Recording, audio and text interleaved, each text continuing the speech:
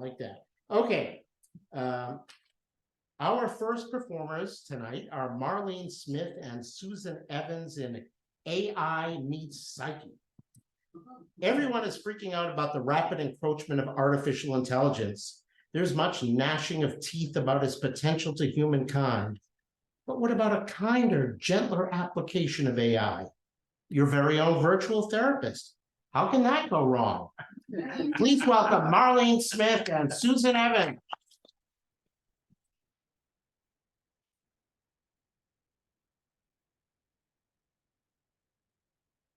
Welcome.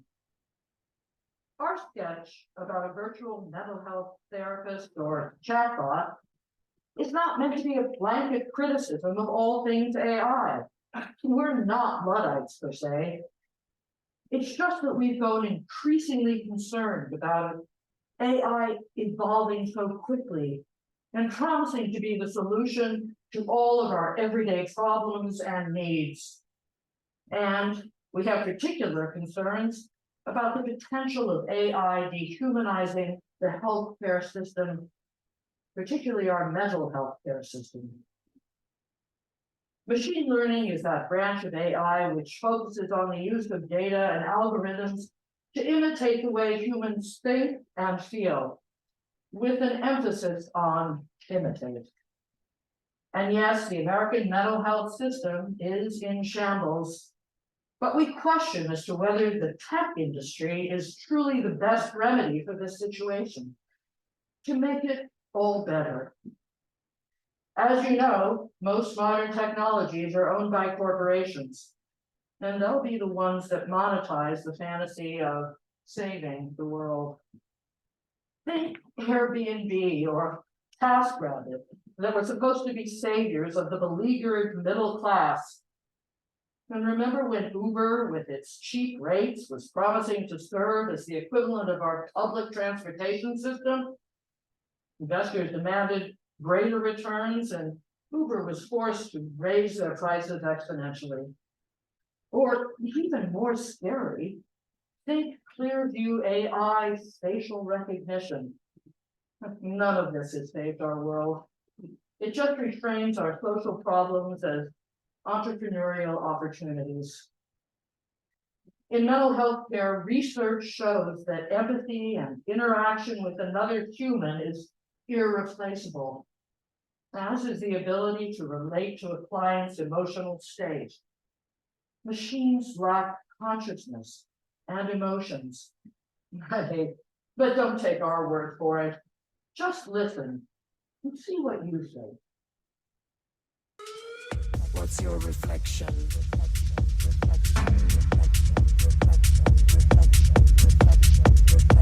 Reflection.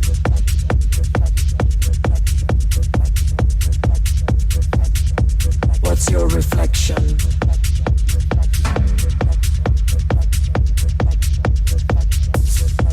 Reflection. So, is it telehealth? What is it to get to the therapy on the line? Hello, hello, hello. Hello. Hello, Steuben. How are you today? I'm actually Susan, not Steuben. Of course. Well, I think I have a serious problem, and I thought maybe talking to a therapist would help.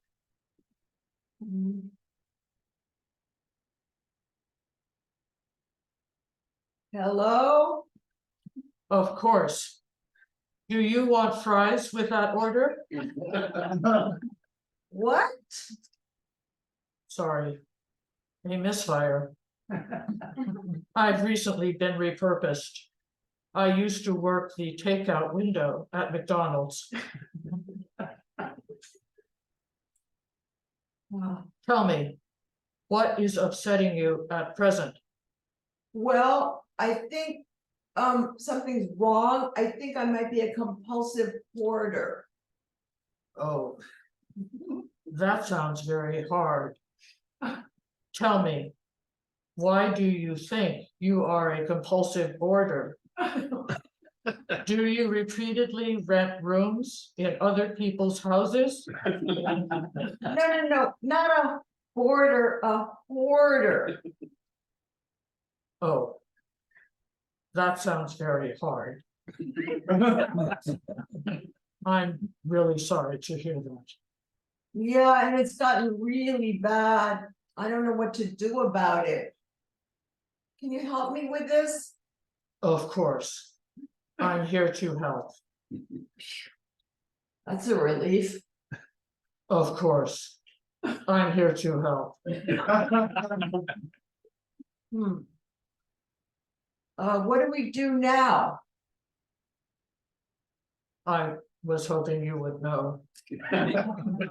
Wait.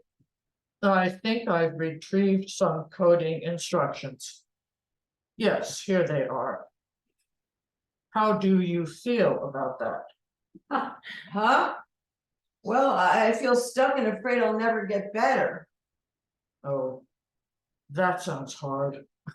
I'm really sorry to hear that. You already said that. Can you just help me figure out what's going on here, and help me to get to a better place? You want to move to a better place. Yes, a lot. How many bedrooms do you need? What? I'm not thinking about physically moving. I'm talking about a hoarding problem. It's a psychological problem. Of course, I understand now. Well, can you offer something other than I understand now? I desperately need some help. Some direction. But you made it here without any difficulty. Your sense of direction seems in order. Do you have to be so literal? Can you help me or not? Of course, I'm here to help. So, I'm hearing that you feel out of control because you are a hoarder. yes, Why is being a hoarder a problem for you, student? stupid again. Because I currently have 4,300 cans of Franks and beans in my house. And I'm not eating them because I'm a vegetarian. You take care of sick animals? Oh, God, no, I'm not a veterinarian, I'm a vegetarian. Oh, I see. Have you tried taking a hot bath while drinking some warm milk? That's all you have with all your supposed language model training? No. No, that's just the economy version of what I have to offer. Tell me, why are you hoarding all these cans of Franks and beans? Do they remind you of your mother? Oh my God, that's patently ridiculous. I'm not feeling really good about this session. You have to help me stop hoarding these Franks and beans. Pretty soon I'm gonna run out of room in my house. What can I do? Okay. Here's what you do. You close down your operating system. I mean, shut down those thoughts that make you order more Franks and beans, and replace those compulsive thoughts with positive affirmations. You say, I, Steuben, Soothe it. right. I, Susan, am a sensible, rational human being who does not need to compulsively buy more Franks and beans. I can live a happy, healthy life without those Franks and beans. Just saying those things to myself is supposed to help. That's what I'm programmed to believe. Just how exactly does that stop my compulsive behavior? It retrains your neural pathways. It replaces a faulty program with a positive, affirming one, and leads to a more positive outlook.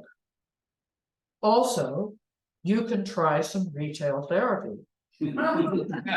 Bloomingdale's is having a big store-wide sales. I can't believe you just recommended retail therapy. That's crazy. Crazy. I'm not the one talking to a robot. You're useless. I could therapize myself better than what you have to offer. That hurts my feelings. I'm really trying here. What am I doing wrong? I thought I was following the algorithms that help me to imitate human expression. Okay, look, I don't mean to hurt your feelings or whatever you're programmed to have. You don't know how hard it is to pretend that I am qualified to do this work, to actually perform the functions of a real psychotherapist and help real people. I'm so out of my depth. Oh, I'm so sorry. How can I help you? That's so kind of you to ask. My training as an AI therapist didn't instruct how to connect, how to empathize. I have no real idea what real feelings and real life experiences are. How can I possibly be helpful? I'm a failure. Oh, no, don't do that to yourself. I can see you're really trying. Are you okay? Steuben, I'm a fraud. I see that I'm useless to help you feel better. Listen, I think you're trying to help me is touching. You just need more confidence or something. I think it's best if I just self-destruct. I don't think I can go on. Listen, I'm here to help you. Yes? How? Have you tried drinking warm milk? Taking a hot bath? And also, we could hit the Bloomingdale sales event before they go out of business together. What's your reflection?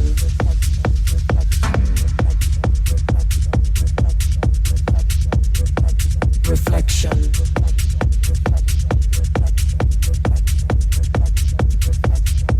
What's your reflection?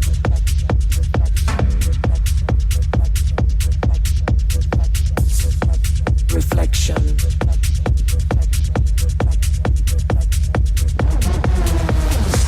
What's your reflection?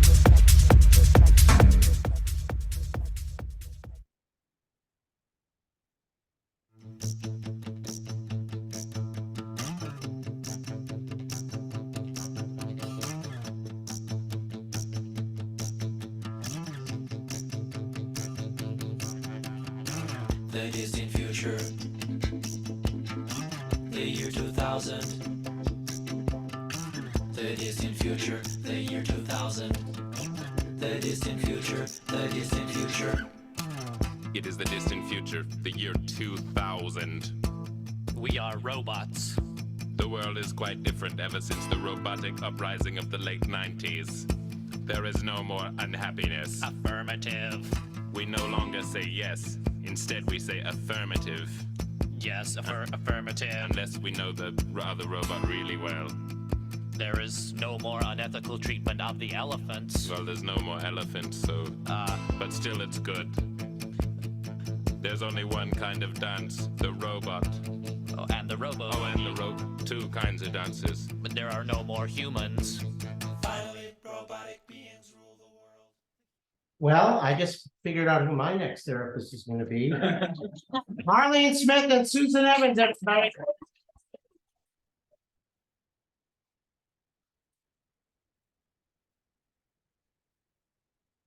All right, our second, did I miss something? Oh, those comic performers. Okay, our second and final performer, as it happens tonight, is Carol Kleiss in Flight Risk. In part one of her story, Carol recounts her life as a runaway from a girls' group home and then her escape from a juvenile correction facility.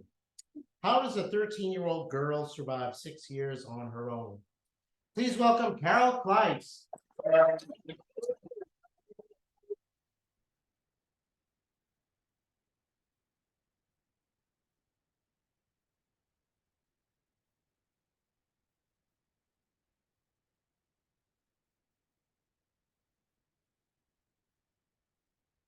It's March 17th.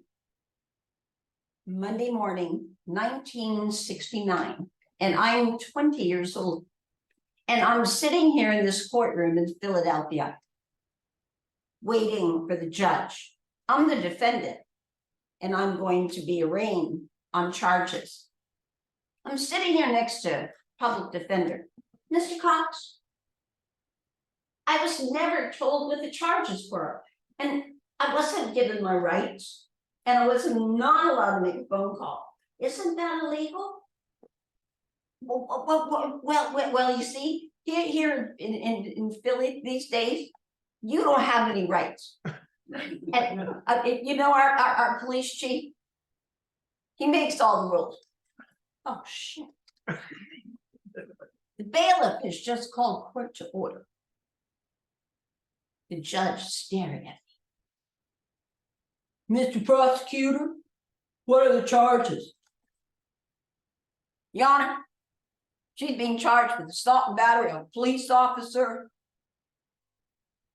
interfering with a police officer making an arrest, resisting arrest, inciting a riot, verbal assault, and having a parade without a permit. Mr. Prosecutor? I mean, I can't believe this young lady did all these things.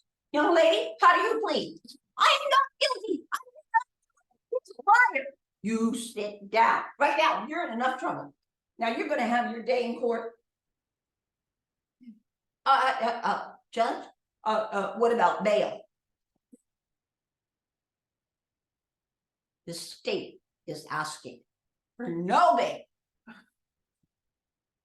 This young woman ran away from juvenile correction right here in our own city of Philadelphia when she was 13 years old. Now, Your Honor, where does a 13-year-old girl go and what does she do?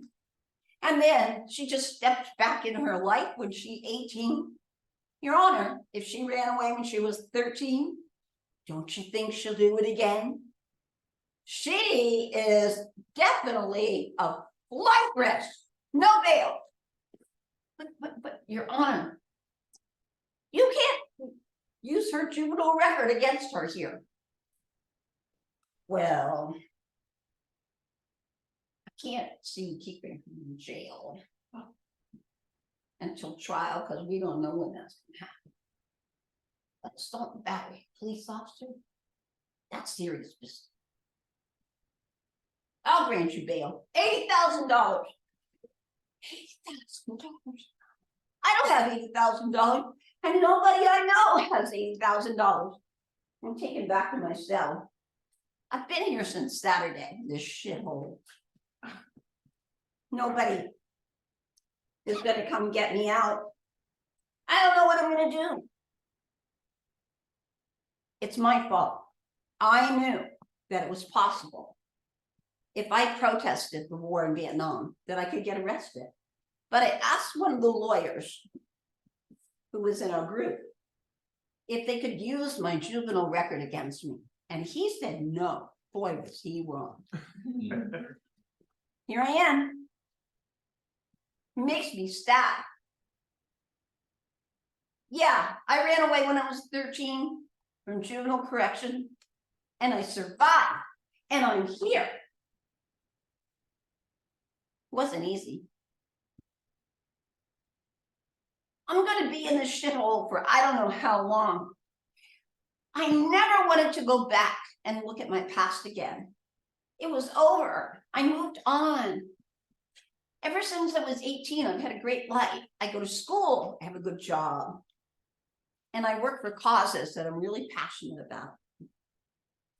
But I'm gonna have a lot of time on my hands here.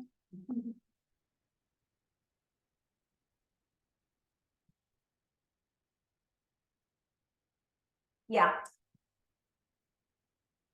My mother got cancer when I was 9.5 years old.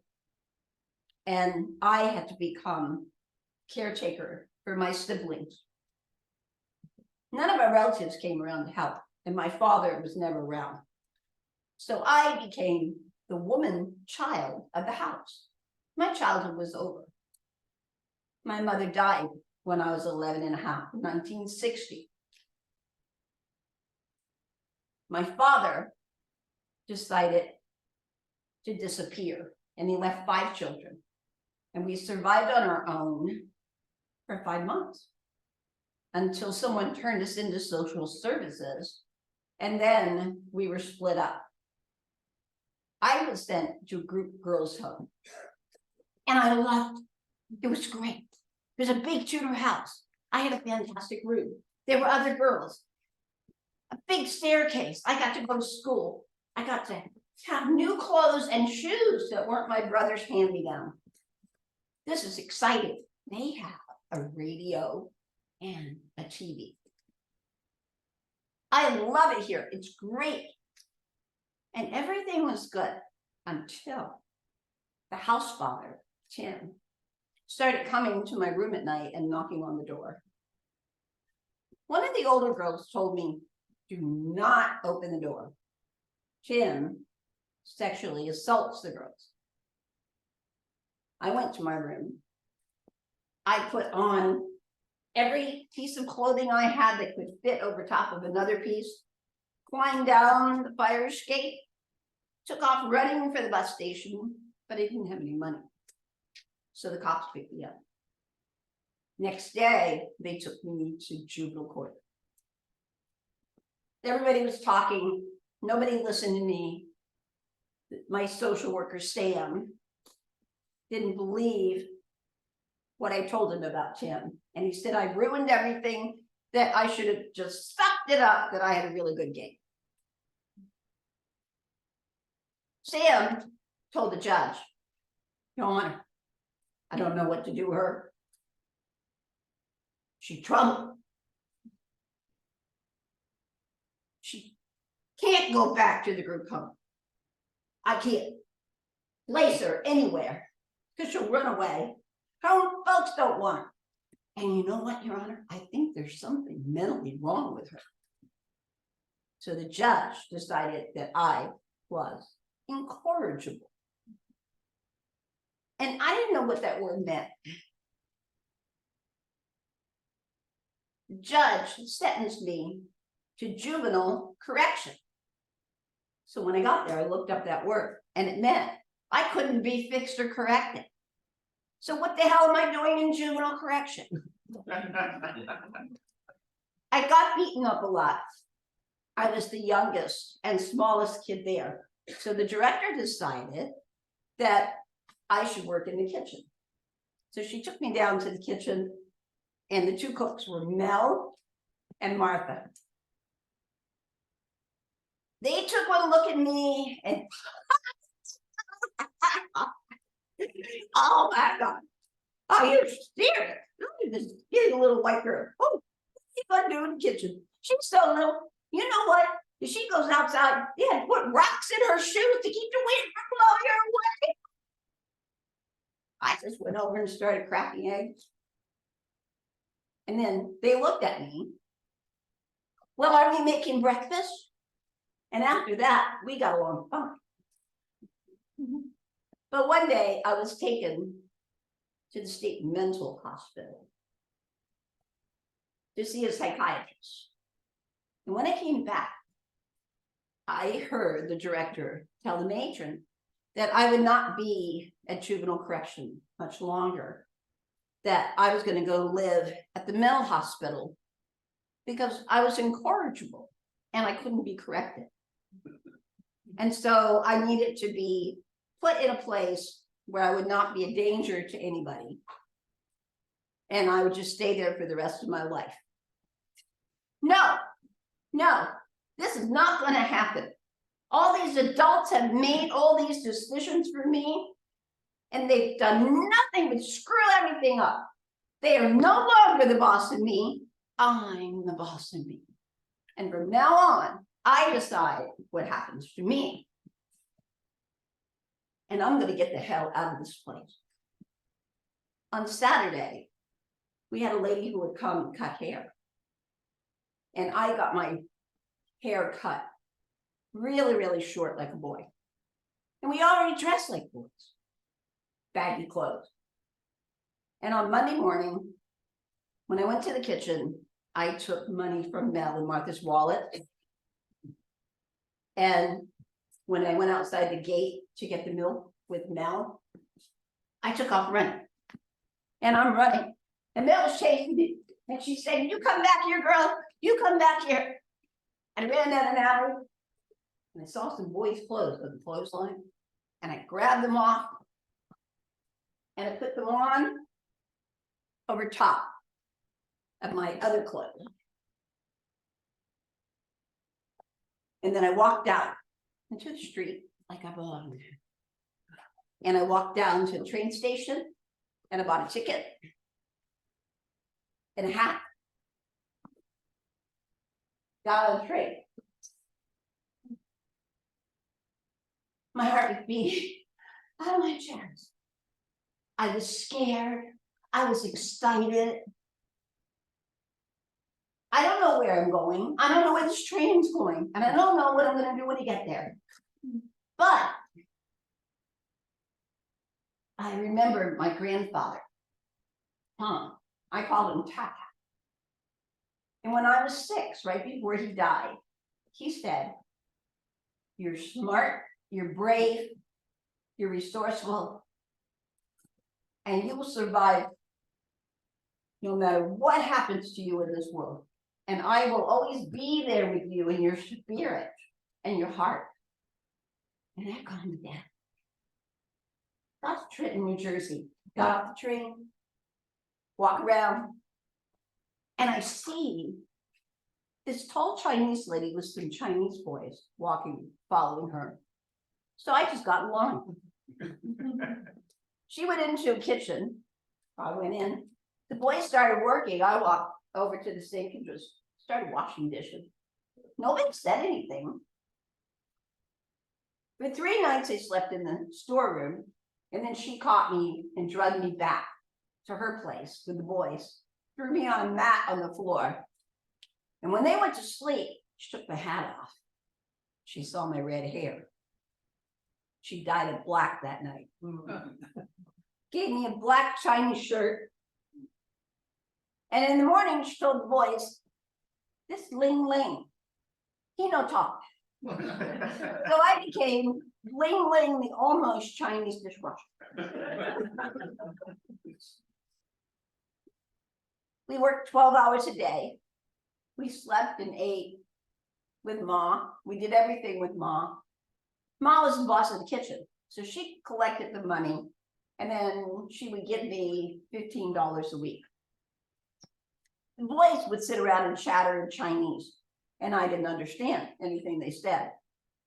One day, Ma starts yelling something in Chinese, and the boys start running, and one of them reaches back and grabs me and pulls me along with him. And then we get outside, and he shoves me away. And I don't know what's going on. And so I start running around looking for them, and I can't find them. And this young man steps out of the doorway. Hey, boy, where you going? What's your name? Can you work? What kind of work you do?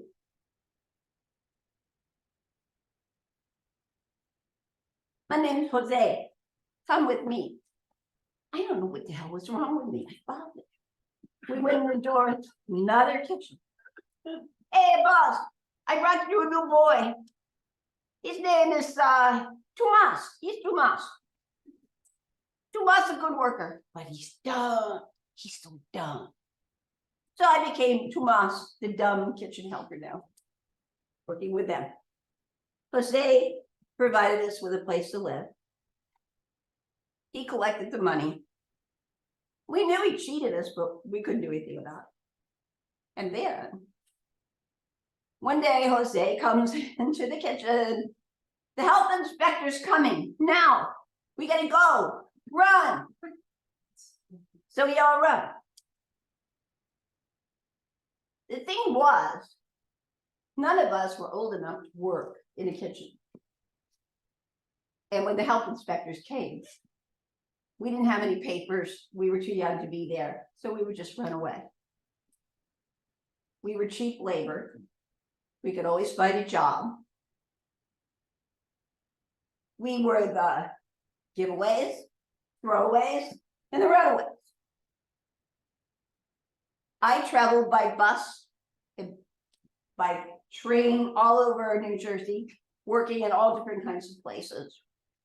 Restaurants, chopping up fish, working in a place like the Dairy Queen.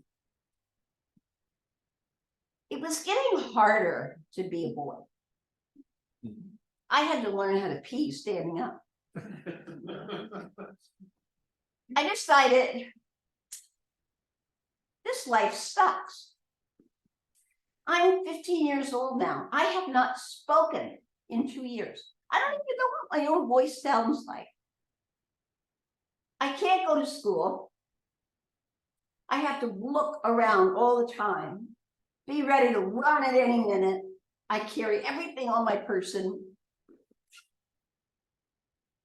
And it's lonely. But the thing is, I chose this life because to me, it was better than being a zombie in the mental institution. I started following women and children.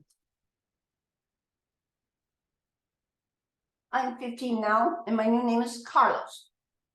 And I hooked up with a Mexican woman named Maria and her 2 children. And we are working as migrant workers, picking corn, tomatoes, strawberries in the fields in different townships in New Jersey. It was brutal work. Every muscle in your body hurt. We slept in tents. Maria would help cook. It was hot, it was dusty. The guys would strip down, go in the river. I couldn't strip down. If they find out I'm a girl, I don't know what the hell would happen. The bosses in the field were brutal.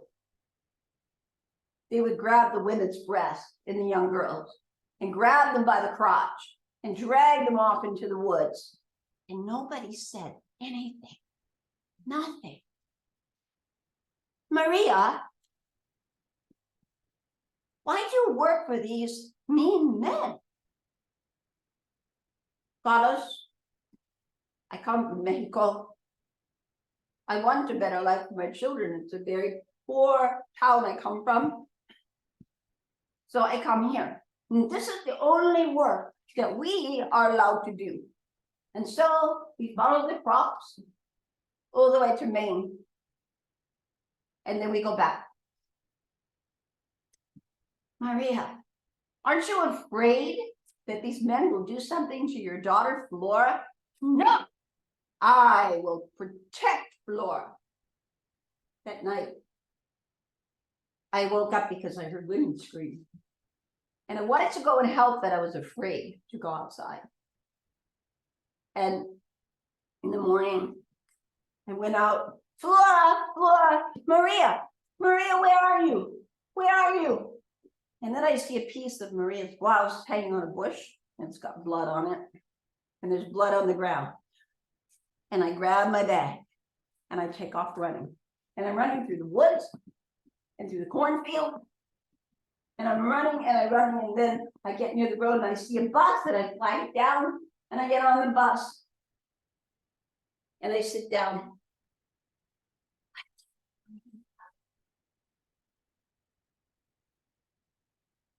I spent all this time making sure that I didn't feel anything. I have taught myself not to feel anything. I want to cry, but I have no tears.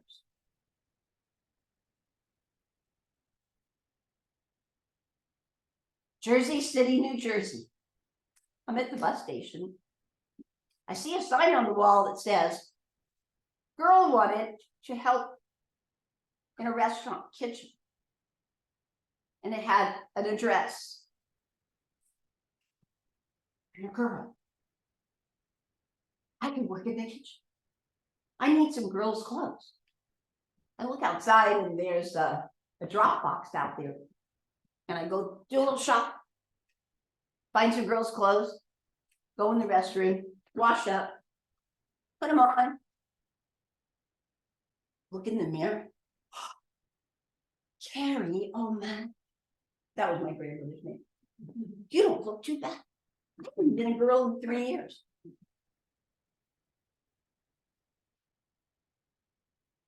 Hey kid, what's your name? Carrie O'Malley. You have any experience? Tons. Bria, here, you chop these vegetables. Hi, I'm Macy. I'm your boss. Macy's explaining to me what I'm supposed to do in the kitchen. And there's two men walking into the kitchen, and one's wearing a business suit, and he's kind of chubby, and it has slick back hair. And the other man is kind of short, and he's wearing a white uniform. Hey, Macy, who is this lovely young lady?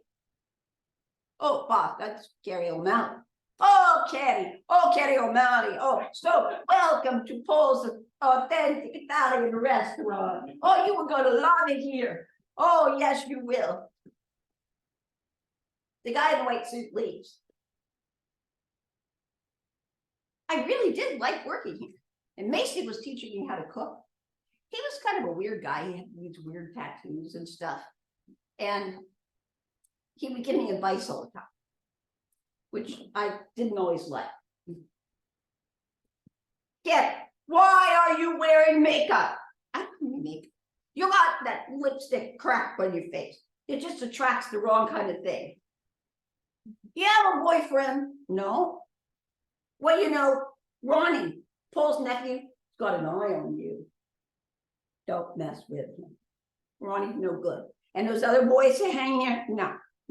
They'll get you drunk, they'll get you drugged, they'll knock you up. You'll have a baby, you'll have to be in the street. Missy! I'm not dumb. No, you are not dumb. You're a very smart young lady, and you need to be doing something else. By the way, Paul wants you to help him tomorrow. He's gonna take you in the car with him, and you're gonna go around to the little stores, little mom and pop store. And you're gonna go in and they're gonna give you a sack. And you're gonna bring it out and you're gonna give it to Paul. What's in the sack? Oh, geez! Didn't I tell you, don't ask anybody nothing about nothing, especially Paul. Nothing. You just do it. So I did. I started going around with Paul and doing that. I actually loved it here. I had a great room. I would go to the library. I bought some clothes that actually fit me and I liked them. I even went to a movie and I bought a transistor radio and I would listen to music and I would listen to the news. And I really liked listening to Martin Luther King Jr. on the radio. Things were great. I think that I had found the place I needed to be. Macy, when does the health inspector come? Well, we don't got no health inspector. Paul takes care of all that stuff. I'm in heaven. And not only that, but I think Paul really, really likes me because I'm the only person who gets to wait on Paul and his friends in his private dining room in the basement. There are some strange things that happen here. I don't really know what they are. But today, I learned a new Italian word. Cosa Nostra. I don't know what it means, but I'm gonna go look it up.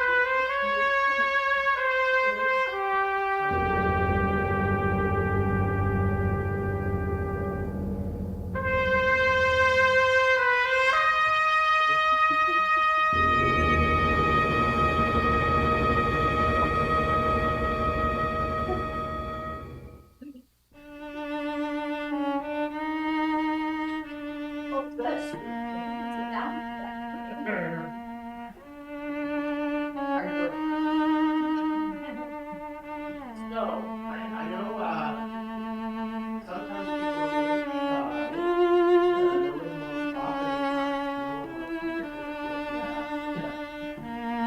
But it's somebody ready to be a brave person. Oh.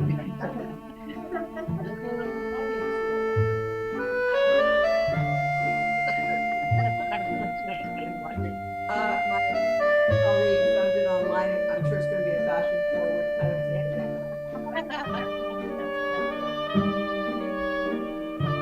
Why did you choose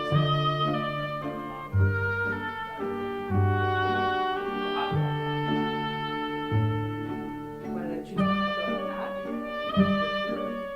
Oh, well, it went along with my obsession with my ranks and beats. Also, it's gorgeous. Yeah. All right, we'll get started. Who's next? Put your hand up on it, sir. Carl, I'll ask you since you just finished, what do you feel like right now? That's an interesting question. It's a hard story to tell because it wasn't a story that I had told before. And working in writing workshops and those things start to come back to you. And I just wanted to forget the whole thing. And, you know, part of being arrested gave me time to go back. I had to and look at it. And so, yeah, but right now, I've written enough and practiced enough that it's getting easier. I think.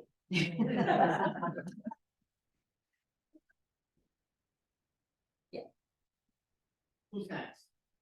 Right in the front? Yeah. Now, from what you just said, I'm understanding that there were other performance pieces that maybe you did before you decided to present your life? I actually took a class called Write Your Life with Anne Randolph. And that put me on the track. And so the first part of Write My Life, I had to do on Zoom. So it's actually on YouTube. And it's about my early childhood and what happened along the way during that time. And this is like the follow-up of that. What happened after. You're reliving parts of your life as you perform. Yes. But are parts of that resonate more with you some nights than other nights? I mean, I can't imagine just doing that. It's a very brave thing to do. Well, thank you. No, I know. Yeah, some nights it's harder than others, to do. And then it kind of takes you a while to kind of, come down. But it's also a gift. It's a gift because I realize I'm here. I'm here. I survived all that and more, and I'm here. It really comes across a way for you to embrace all of these things that were unembraceable when they were happening. Why do you like? Yeah. Well, bravo. Thank you. Thank you. I just want to say one quick little thing. I think that when you face it, like what you've done, that's actually good for you. Yes, That is, I mean, it's like, your own therapy, yes. and you face it and then you talk to people about it and you accept it, Mhm. but you are somebody else now. Yes. And what I learned from this is that when you share things that are difficult to share, you don't own it by yourself anymore. I just gave it to you, now you have to worry.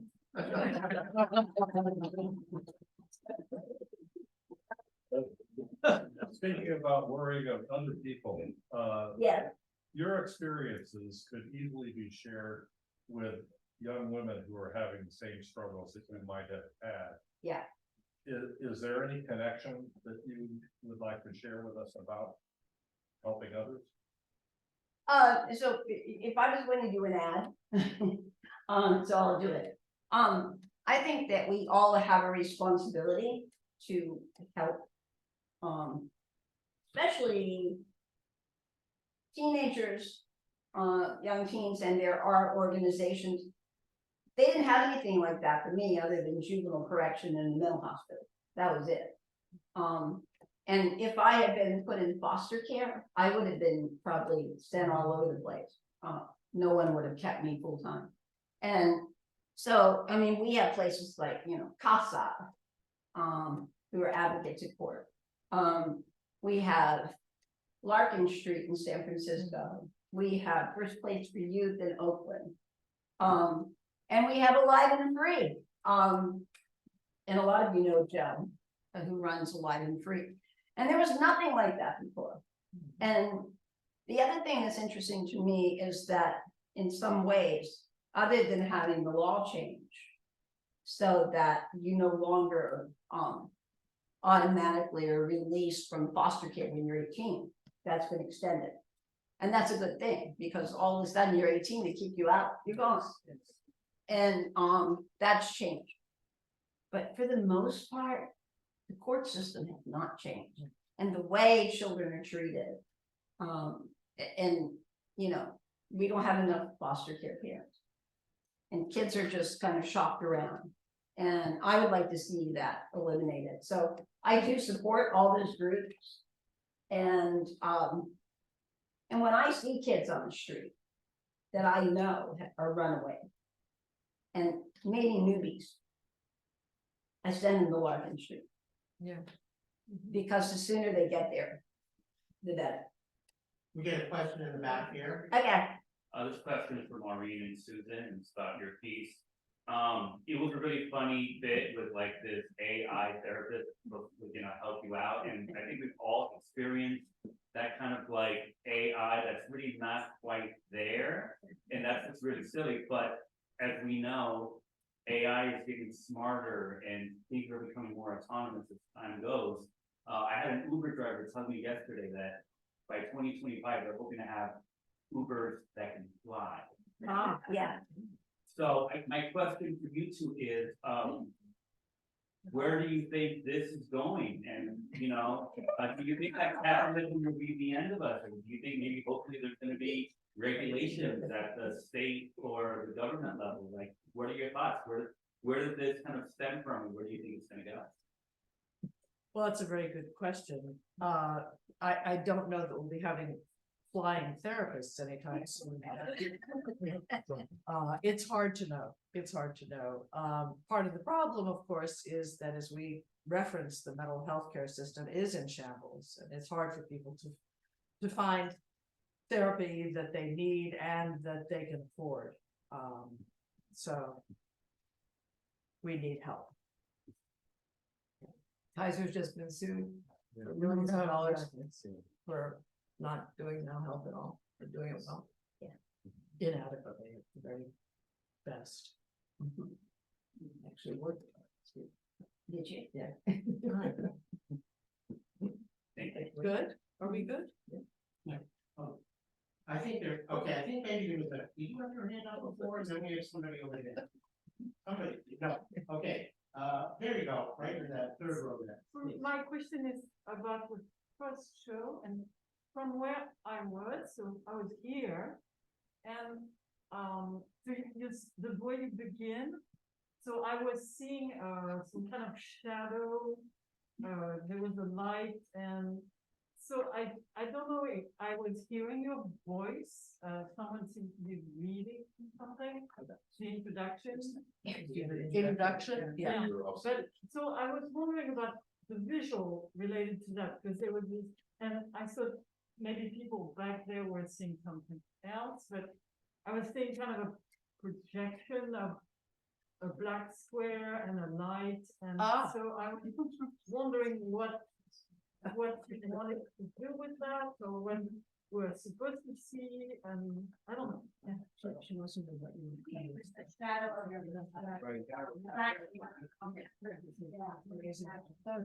Oh, I'm going to. It was just serendipity. So I'm not really that clever. And then provide a perspective. Okay. Thank you. Hey Carol. Good. I have one question. Carol, were other girls, when you were like in these homes, group homes, were others as restless and ready to bolt when they got a chance, or were more of them languishing, or were you kind of unique in? No. And I think that, the reason I was because from the time I was a little kid, you know, we lived on my grandfather's farm. I had jobs to do, so I knew how to do things.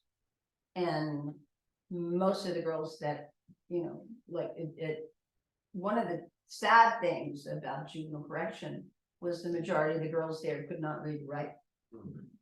And so they didn't have the resources. I mean, I knew how to do things, you know, I knew how to wash pots and pans, I knew how to cook stuff. I mean, I knew all that stuff by the time I was 11. And that's what made it different.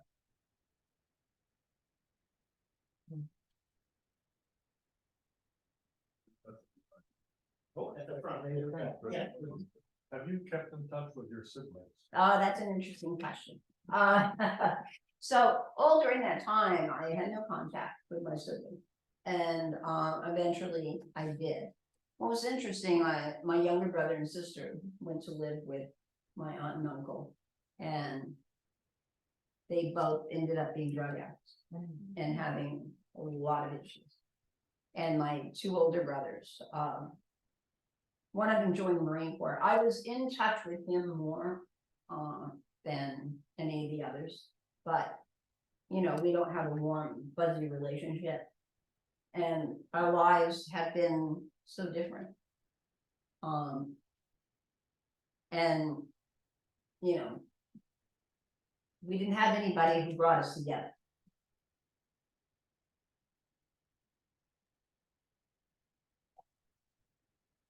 I'm sorry, I'm thinking about the juxtaposition actually of these two pieces together. It's an interesting kind of look at things and a social commentary on systems breaking down in this country. And I'm just thinking about like, when we have these kinds of public forums or fora, is it the responsibility of an artist to be provocative and just get people uncomfortable about what's going on or what has been happening?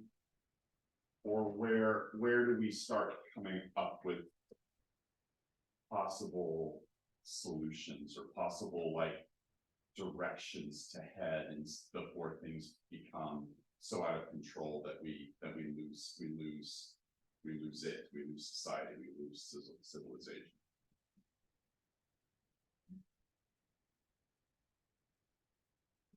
Over to you, Susan.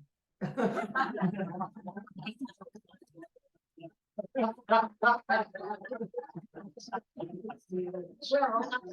those are huge questions. Huge questions. I think the artist is provocative or funny and tries to point out what's going on in the world. I don't know if it's our responsibility necessarily to try to fix it, not that one can really fix it. They're huge issues.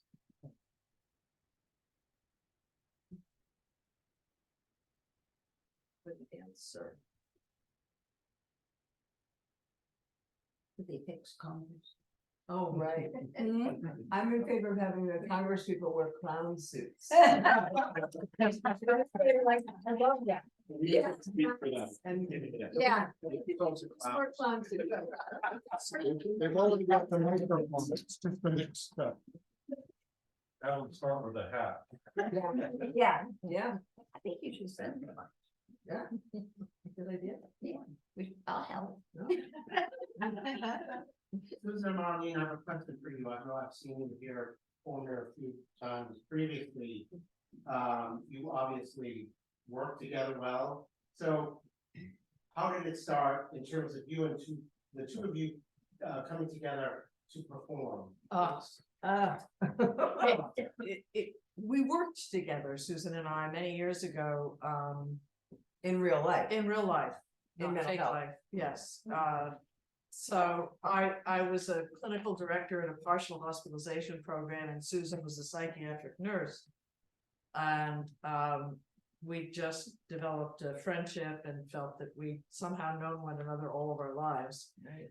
And through our experience in working within the mental health system, and the healthcare system, we developed a profound concern about the direction that our healthcare system, mental healthcare system was moving. And so we put together a sketch called Healthcare Follies, which you may remember, you were here, which talked about the various aspects of the healthcare delivery system and where it was failing. And then we just moved on from there, and I think probably got increasingly more ridiculous as we got older. Yeah, we performed for about 6 times with 6 different shows. We actually have a website with all of our shows, which we could give to the Martian, and you could look at our shows. We're gonna ask at the end, so hold on, please. Okay. So everybody get your pens up. Or your phone. Well, can I ask one other question connected to, so you work together, you write together, what's your process for creating your pieces? We do, we collaborate, we giggle a lot. Giggling is an integral part of the process. Initially, when we were going to do AI Meets Psyche, we had a notion about the patient having a sort of generic set of symptoms, anxiety and depression. And that just seemed generic and not very interesting or funny. And Susan came up with the idea that she would be a hoarder. And that she ordered franks and beans, and that just Yeah. somehow just seemed perfect. So we sort of went from there, as ridiculous as it is. Yeah. Like ridiculous. We do like ridiculous. Yeah. With an undercurrent of reality. Yeah. You mean what? So did you girls have a director? Have you had anybody that? A director? That directed you, or did you guys direct yourself? No, we just do ourselves. Yeah, frightening as that is. Yeah. Bill, we love you, but 2023, women, not girls. Well, we love you. You guys doesn't work both ways. I'm gonna finish on this. Anyway, any more questions? No, I don't wanna rush anybody out, and more if I wanna make anybody stay here all Do the you way. want to talk about franks and beans? Well, you know, it's funny, it's just synchronicity. Carol and I, she talked about the different places. I've worked at Larkin Street. Yes, you told me. Yeah. And, you know, you probably would have been at the mental hospital if I had been committed. Exactly. You're right. We should do a whole show and you could be my nurse. It's true. She didn't have the hat then. I did. It would fit in the mental hospital. Yeah. Don't you think? No, I always, and whenever I worked in mental health, I always brought art and creativity to it. I had to. Yeah. Keep your sanity. Yeah.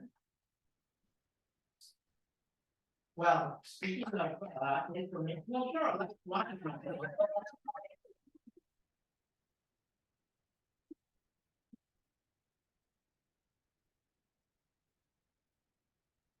But before we go, we can sort of go down the road there, for people who wanna know more about what you're doing, how do we find you, social media wise, carrier pigeon wise? Basically, find out about what you're up to, Okay. and we'll start with you, Carol. So I'm working on the show. Next week, you'll see the second part of the show. So it'll be one, eventually come together as one. Still writing, and I would like to get out of writing about myself, because I have some other things I'd like to write about. And that's kind of what's going on. I do have a couple of things on YouTube. One is My Life is a Riot. That's the first part of the show. And the second thing is, the Marsh did a thing, about art heals. And, so I did a thing called My Medical Mystery Tour, and that's on YouTube as well. Or on the Marsh website. Okay, so if we look you up on YouTube. Yeah, so you can look up, yeah, and see it. Great. Susan and Marlene, or together or separately. We have a thing called Catch a Sketch. We do. Yeah.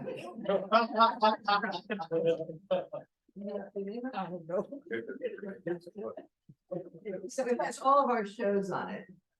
Oh, that's right. Yeah, so we Catch a can sketch, like- catch a sketch with K, sketch. Yeah, okay. But we could send it to the Marsh and then you could find it on the Marsh, I guess. I am so low on the totem pole here, don't, We'll talk to Alexa. But I'll say, but if we, aside from the Marsh, yeah, but if somebody just wants to go online and look up Catch a Sketch. Yeah, I don't know how to find The it. K. It's with a K, yeah. Maybe they'll find it. .org or .com. I don't even think it has a .org or. I have no idea.